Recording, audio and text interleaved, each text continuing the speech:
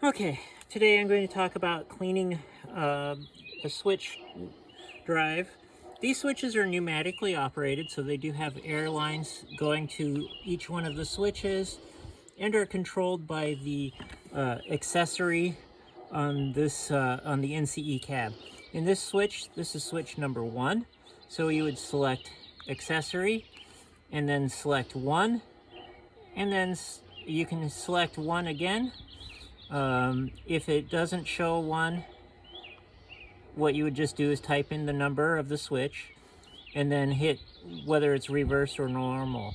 It'll tell you either way. Now, I can hear the air on this one, but that's not really hugely critical for this. We need to clean the switch so it can actually move. Right now, the points are completely frozen. So there's a couple of things. And then also on the guardrails here, you want to make sure there's no rocks in there. You can just use a little flathead screwdriver to clean them out. Make sure that the frog and everything is clear of the rocks and stuff, so the wheels can go through. To start with, literally just want to start scraping these rocks out so that these points can start moving.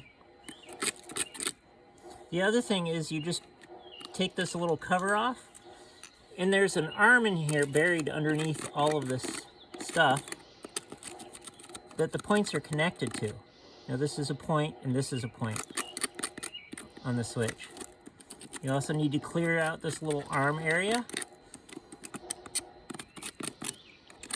Sometimes a little brush helps also. The other thing that makes it a little easier to work on cleaning one of these switches is a little bit of like canned air, so you can clean out. You should be able to then start moving the points back and forth fairly freely. But when you open and close the points,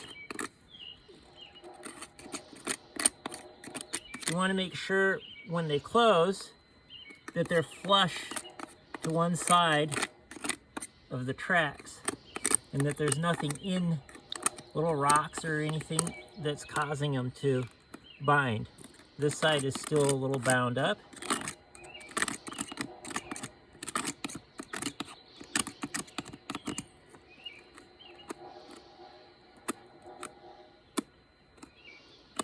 Now that should start, it's still catching on something. A little junk still underneath it.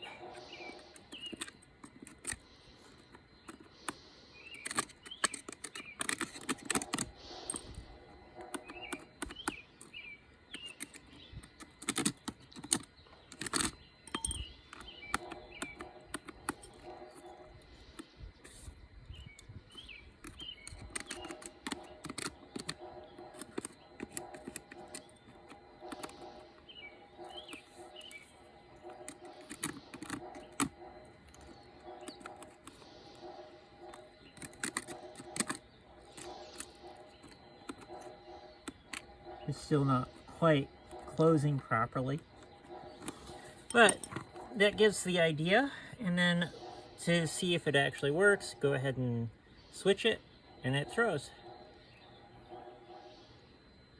But it is very important to make sure, oops, sometimes because it's pneumatic, it takes a little bit to release sometimes or switch back. But it's really important to make sure that this is very tight against the track. So there's something, maybe it's down here, I don't know, that's causing it. Let me see.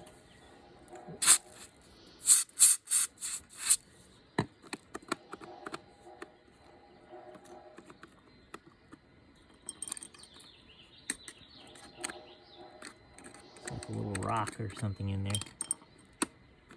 There.